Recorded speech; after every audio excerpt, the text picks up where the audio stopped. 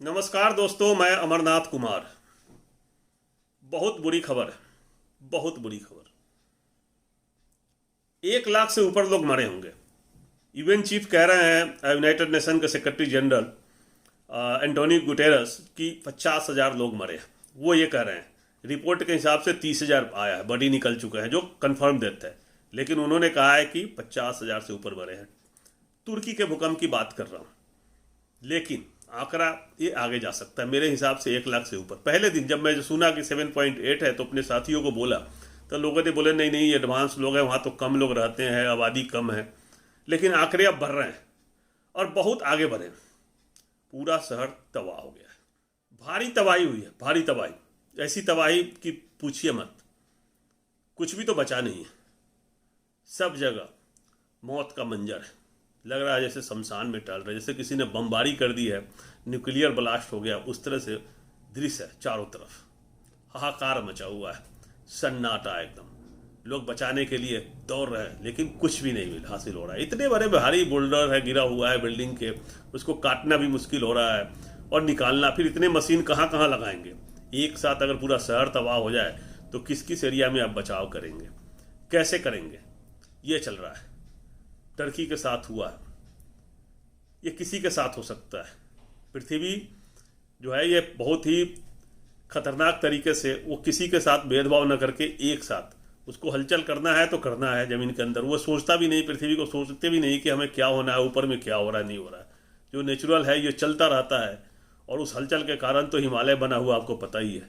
2 प्लेटों के टकराने से 29,000 फीट का पहाड़ खड़ा हो गया। तो पृथ्वी में क्या क्या है अंदर में, आज भी आग लावा उगल रहे हैं अंदर।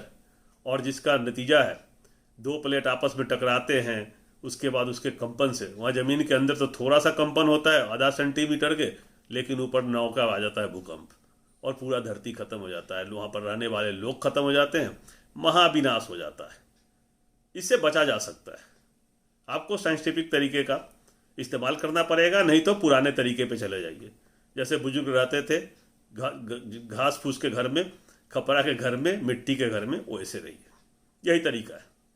बहुत खतरनाक हुआ है और बहुत ही गलत हुआ है। बहुत ही दुखदाई है, पीड़ादायक है, हृदय विदारक दृश्य है। आपको वो वीडियो तो हम नहीं लगा सकते, डेथ का और डेड बॉडी का और रोते हुए बच्चों का। मेरे से नहीं सहन जाता, सहा ही नहीं जा रहा है और न बोला जा रहा था। मैं वो तो नहीं लगाऊंगा। मैं बात कर रहा हूँ भूकंप पे। प्राकृतिक प्रकोप है। इस तरह से मौत को रोका जा सकता है। हमारे पूर्वज जानते थे कि कैसे रहना है। वो बड़े बड़े बिल्डिंगों में नहीं रहते थे। भूकंप वाले एरिया में आज भी नेपाल में लकड़ी के बनते हैं घर, लकड़ी के। जापान में आज भी लकड़ी के घर बनते हैं। बड़े बड़े बिल्डिंग भी बनना शुरू हुआ, लेकिन लकड़ियों के घर में ज़्यादा तक रहना, हल्के घरों में रहना पसंद करते हैं। हल्के घरों में रहने का एक खतरा है कि अगर बहुत बड़ा तूफान आया तो उड़ जाता है। बड़ा वाला बिल्डिंग आपको तूफान से बचाता है, लेकिन तूफान आपको मारता नहीं। घर उड़ जाएगा, ठीक है, कहीं और शेल्टर ले लेंगे, आप बेसमेंट में छुप जाइए, घर उड़ जाने दीजिए।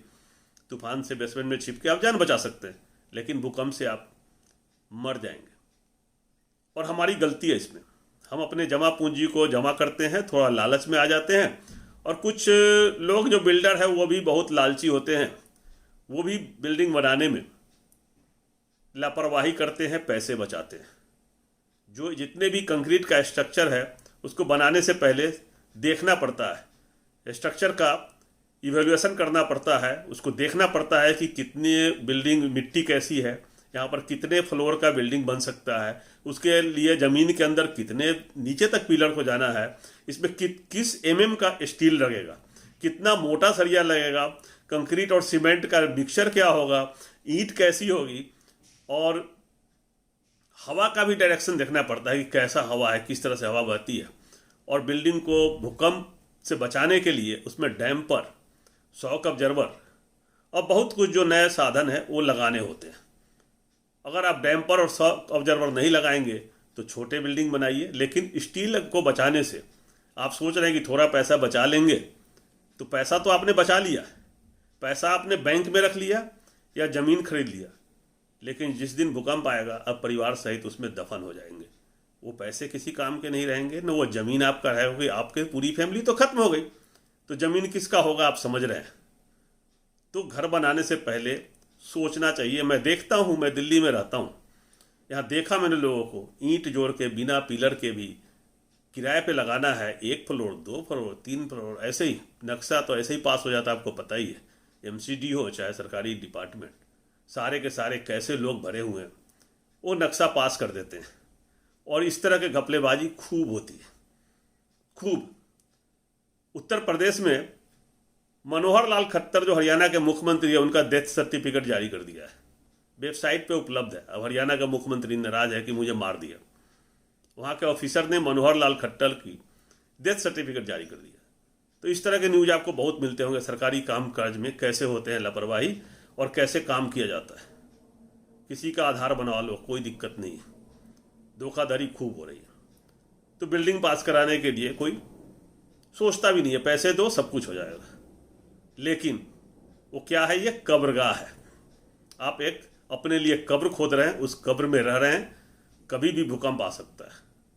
इसको जानने का कोई तरीका नहीं कि कब आएगा, और जब आएगा तो सब कुछ खत्म हो जाएगा। 8 से ऊपर का जो भूकंप होता है टोटल डिस्ट्रक्शन के रेंज में आता है, और 7 और 8 के बीच में भी मीडियम नहीं है, हाई है, जिसके कारण तुर्की का इतना बड़ा बड़ा बिल्डिंग पत्ते की तरह ढह गया, ताश के पत्ते की तरह। लोग दब गए, जानवर, आदमी, सब कुछ, भेड़ों का झुंड उसमें से निकलते हुए आपने देखा ही होगा कि कैसे निकल रहा है उसमें से। आज निकल रहे हैं, आज भी बच्चे उसके अंदर फंसे हुए, आवाज़ आ रही है। पता नहीं है कि बिल्डिंग, इतना बड़ा बिल्डिंग है, किस एरिया में है। जेसीबी रोक के उसको निकालने की कोशिश हो रहा है, पता करने की कोशिश हो रहा है किधर है। तो समझदारी से काम लेने की ज़रूरत है। बहुत दुखद है, इंटरनेशनल कम्युनिटी साथ आके टर्की में बचाव कार्य में लगे हुए हैं, यूएन वाले भी लगे हुए हैं, डोनेशन मांग रहे हैं। लेकिन जो मर गए उनका क्या? फैमिली के फैमिली तबाह हो गया। 1 लाख लोग का आंकड़ा मैं कह रहा हूँ, 50,000 उन्होंने कहा है, तो जितना कहते हैं सरकारी संस्थान उसका जस्ट डबल होता ही है। तो अपने लिए कम से कम कब्र मत खोदे। कहीं पर भी बिल्डिंग लेने से पहले, घर खरीदने से पहले 3 बार जरूर सोचे, और उस बिल्डिंग के बारे में जांच जरूर कराएं, कैसा कंस्ट्रक्शन है। आजकल प्राइवेट बिल्डर कुछ भी बना के बेच रहा है पैसे कमाने के लिए। तो आप अगर सारे जमा पूंजी लगा के उस घर में अपने लिए मौत का सामान न खरीदें। अगर खुद घर बना रहे हैं तो मजबूत बनाएं। अगर आपको दिखावा नहीं करना है तो आप बेशक घास फूस के घर में रह सकते हैं, आप पेड़ पे घर बना लीजिए, लेकिन बिल्डिंग में जाके अपने लिए मौत का सामान न बनाएं। मैं यही कहूँगा। बहुत दुखद घटना है। वीडियो शेयर करें, चैनल सब्सक्राइब करें, बेल आइकन प्रेस करके रखें, जिससे आने वाले वीडियो का अपडेट मिलता रहे। जय हिंद, जय भारत।